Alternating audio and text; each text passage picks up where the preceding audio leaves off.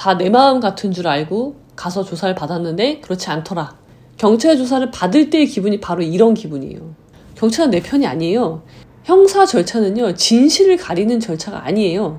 그런 경우에 어떻게 하냐면요, 최악의 경우로 생각하는 거예요, 항상.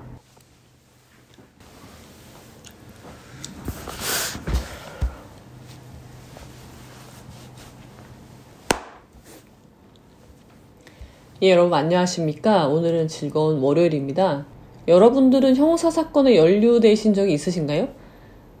형사사건은요, 경찰한테 이제 연락이 오잖아요? 그러면은 이 받아들이는 강도가 민사랑 완전 다릅니다. 내가 느끼는 그 충격이 상상을 초월해야 합니다. 물론 내가 고소장 받은 거 가지고는 충격이 오지 않을 수 있어요. 근데 형사 절차라는 거, 경찰 조사받고 검찰 가고 공판 가고 하는 그런 일련의 절차들에서 나라는 사람이 깨지는 경험을 하게 되는 거예요. 형사사건을 하다 보면요, 많은 분들이 이렇게 얘기하시는 분들이 있으세요. 너무 억울하다. 다 내 마음 같은 줄 알고 가서 조사를 받았는데 그렇지 않더라. 그렇게 얘기하시는 분들이 있는데요. 마치 이거랑 똑같아요. 제가 고등학교 2학년 때 홍콩이라는 나라를 처음으로 가봐요. 그러니까 해외여행을 처음 해보죠. 비행기를 타고 외국을 처음 가봤는데, 저는 그때 어떤 생각을 했냐면, 홍콩 사람들한테 내가 천천히 한국말을 하면 저 사람이 알아들을 거라고 생각했어요. 왜냐면 다 같은 사람이니까 내가 이 상황에서, 예를 들어서 물건을 사러 갔으면 그 상황에 맞는 말을 할 거잖아요. 막 어려운 얘기를 하는 게 아니니까 너무나 당연한 얘기를 할 거니까, 외국인이지만 제가 또박또박 천천히 얘기를 하면 저 사람이 알아들을 것이다 라고 생각을 했어요. 되게 말도 안 되지만 그랬는데, 제가 홍콩에 가서, 홍콩에는요 해양공원이라고 되게 유명한 공원이 있는데, 거기에 가서 아이스크림을 사러 갔어요. 아이스크림은 영어잖아요. 그리고 딸기 아이스크림, 딸기맛 아이스크림, 스트로베리 아이스크림 하면 되잖아요. 그거를 사러 간 거예요, 혼자. 이제 부모님이 일부러 시키신 거죠. 그래서 가서 아이스크림 집에 아이스크림이 많지도 않아요. 딸기, 오렌지, 딸기, 바닐라, 초코 뭐 그 정도 있는 거예요. 3개 정도. 거기에서 딸기 아이스크림 주세요 라고 말을 한 거죠. 영어로 얘기했어요. 근데 그 사람은 알아듣지 못했어요. 그래서 너무 충격을 받았거든요. 여러분들은 어떠신가요? 여러분들이 형사 사건에 연루돼서 경찰 조사를 받을 때의 기분이 바로 이런 기분이에요. 여러분은 저 같은 거죠. 외국인을 처음 보는 거예요. 그래서 너무나 당연한 상황이니까 내가 또박또박 천천히 얘기하면 저 사람이 못 알아들을 리가 없어. 저 경찰이 못 알아들을 리가 없지. 그러면 나는 말도 안 되는 걸로 고소를 당했으니까 이건 무혐의가 나는 게 명확해 라고 생각을 하고 가는 거죠. 그렇지만 그렇지 않죠. 그 경찰은 외국인이에요. 알아듣지 못해요. 여러분이 아무리 좋게 잘 정리를 해서 갖다 줘도요, 그 경찰은요, 그걸 보고 싶은 마음이 일단 없어요. 제가 저번 영상에서 말씀드렸다시피 경찰은 뭐예요? 경찰은 내 편이 아니에요. 경찰은 적군이죠. 나는 혐의가 있어서 고소를 당한 사람, 혐의자. 경찰은 나의 혐의를 입증할 사람. 경찰은 판사가 아니에요. 경찰은 내 혐의를 벗겨줄 사람이 아니라 나한테 죄를 씌울 사람이죠. 내 죄를 입증할 사람이에요. 그러니까 뭐예요? 공격하는 사람이고요. 나는 방어하는 사람이에요. 아니에요. 라고 적극적으로 방어를 해야지, 경찰이 내 편인 것처럼, 아니면 경찰이 판사인 것처럼 얘기를 하면 어떻게 돼요? 저처럼 스트로베리 아이스크림을 먹지 못하게 되고 여러분은 좌절하게 될 겁니다. 마인드 세팅을 정말 제대로 하셔야 돼요.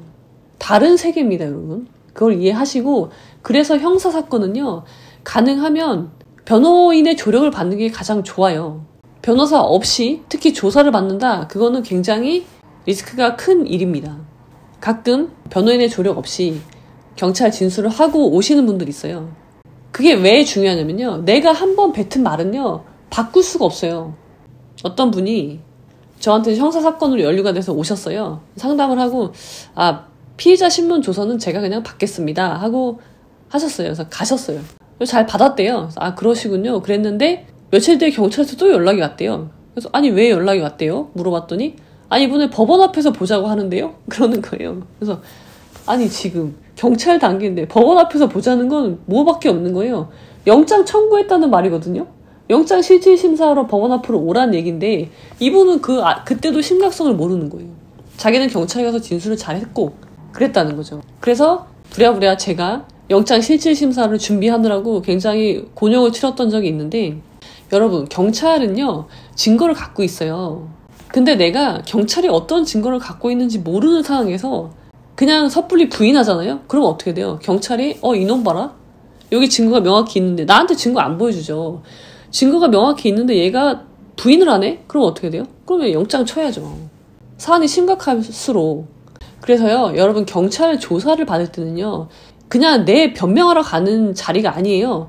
그때는요 경찰이, 그러니까 고소인이 어떤 증거를 냈는지를 가능하면 확인을 해야 되고요. 그리고 객관적으로 드러난 증거에 배치되는 진술을 하지 않아야 되는 거예요. 그래서 내가 나 이렇게 얘기해야지 하고 준비하고 갔다가도 경찰의 말과 행동과 증거를 보고 그게 아니잖아요. 그럼 진술을 빨리 바꿔야 돼요.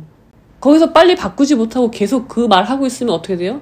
아까 그 사례처럼 영장 치는 거예요. 영장 청구되는 거죠. 그러시면 안 됩니다. 그리고 자, 진술을 했어. 근데 분위기가 안 좋아. 나한테 되게 불리해. 그럼 어떻게 돼? 진술을 바꿔야 돼요. 빨리. 번복해야 돼요. 왜? 형사 절차는요 진실을 가리는 절차가 아니에요. 진실은 없어요, 여러분. 제가 누누이 말씀드렸죠. 진실은 존재하지 않습니다. 그 진실은요 하나님만이 아시겠죠. 근데 우리는 하나님이 아니에요. 진실은 없어요. 뭐만 있어요? 여러분이 제출한 증거로 인해서 확정된 사실이 있을 뿐이에요. 그러니까 지금은 사실을 확정하는 단계예요.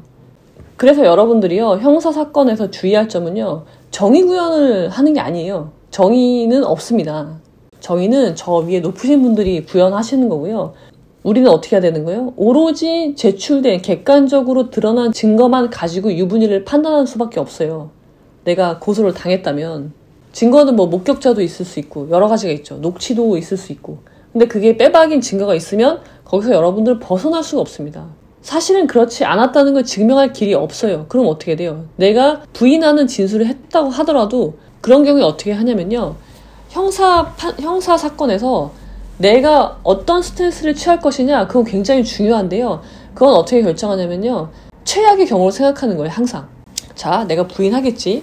근데 지금 수사관은 유죄의 심정을 갖고 있어. 그리고 증거는 이런 것들이 있어. 그러면은 기소를 할 거야. 구약식을 할 수도 있지만 기소를 할 수도 있어. 그럼 난 재판을 가겠지? 그럼 재판을 가서 어떻게 될까? 최악. 그러니까 나한테 좋은 거 생각하지 말고요. 나한테 가장 안 좋게 사건이 진행될 때를 생각해 보란 말이에요. 그러면은 그래도 그러니까 안 좋은 점 좋은 점을 같이 놓고 비교 형량하는 거예요. 내가 이런 점에 있어서 나는 재질이 나쁘구나. 그리고 이거는 나의 양형 참작 사유가 이런 것들이 있구나. 그래서 만약에 재판을 간다면 최악의 경우 집행유예를 막을 수 있겠다. 내가 초범이니까 실형까지는 안 나올 것 같아. 그러면 집행유예를 막을 수 있겠다. 근데 내가 이걸 감당할 수 있나? 그래, 나 감당할 수 있어. 나는 뭐 공무원도 아니고 집행유예 나와도 내가 삶을 사는데 아무 지장 없어. 그리고 나는 억울해. 너무 억울해. 이거 인정할 수 없어. 그러면은 가는 거예요. 근데 생각을 해봤는데 이게 집행유예가 안 나올 것 같아. 좀 사안이 심각해. 피해가 좀 커. 예를 들어서 특수상해 같은 거. 그런 거는 일반적으로 발생할 수 있는 일이거든요. 진짜 무슨 흉악범들만 특수상해를 하는 게 아니라, 그리고 뭐 여러 번 했네. 두세 번 했네. 그러면 어떻게 돼요? 그럼 실형이 나올 수도 있어요. 가능성이. 피해자랑 합의가 안 됐어. 그리고 엄벌 탄원서를 막 계속 내. 그러면은 실형이 나올 가능성도 있죠. 그럼 어떻게 돼요? 그건 내가 감당 못해. 나 실형이 나오면 나는 이건 좀 심각한 문제야. 그럼 어떻게 돼요? 기소가 되면 안 되는 게 목표예요. 기소가 되면 안 돼. 그럼 어떻게 돼요? 빨리 말을 바꿔야죠. 그리고 기소가 되더라도 집행유예를 막아야 돼. 반드시. 그럼 집행유예를 막으려면 어떻게 해야 돼? 조건이 있단 말이에요. 기소유예나 선고유예, 집행유예 같은 것들은요, 매뉴얼 같은 게 있어요. 그래서 그게 조건이 성취 안 되면 주지 않는단 말이에요. 그 중에 가장 유력한 게 피해자와의 합의. 가장 기본은 뭐예요? 범행을 인정하는 거예요. 혐의를 인정해야지 뭐 집행유예를 해주던 건더기가 있는 거지. 범행을 부인하는 사람한테 집행유예 절대 안 해주거든요. 그러면 지금이라도 바꿔야죠. 빨리. 그 판단을 하기 위해서 변호인의 조력을 받는 거예요. 그래서 자, 다시 정리하면 어떻게 된다? 형사 사건은 수사관은 내 맘 같지 않다.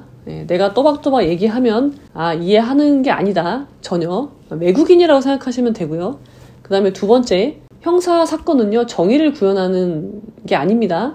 세 번째는 어떻게 해요? 나는 어떤 스탠스를 취할 것이냐, 부인할 것이냐, 자백할 것이냐는 내 기억에 있었던 사실을 가지고 판단하는 게 아니라 지금 드러난 증거를 가지고, 그리고 최악의 경우 내가 감당할 수 있느냐, 최악의 그 결과를 그걸 가지고 판단을 하는 거예요. 그리고 만약에 불리한 판단이 섰어. 그러면은 내가 지금까지 범죄를 부인하더라도 진술을 바꿔야 되는 거예요. 그럼 어떻게 잘 진술을 번복할 것이냐, 그 문제가 남겠죠. 그런 것들에 있어서 변호인의 조력을 받으시는 게 좋습니다. 형사는. 자, 그럼 여러분들의 건강하고 안전한 삶을 기원 드리면서 오늘은 여기까지. 구독, 좋아요, 공유, 댓글은 사랑입니다. 내가 예를 들어서 이런 유리컵을 가지고 예를 들어서